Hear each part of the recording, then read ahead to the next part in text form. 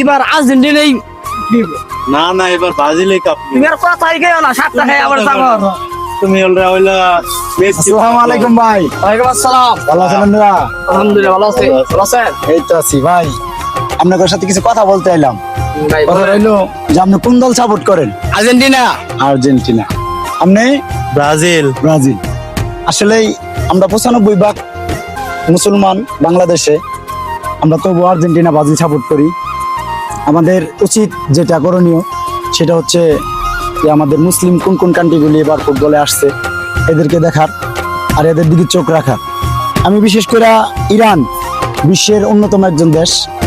Iran হচ্ছে এখন সব দিকেই শক্তিশালী। হ্যাঁ, আর আমরা মুসলমান হিসেবে ইরান সাপোর্ট করাই আমাদের সবচেয়ে বেটার। যাদের মাথায় গোবর ভরা খেরা করে ব্রাজিল আর আর্জেন্টিনা। ঠিক আছে, আমি মুসলিম, আমি ইরান।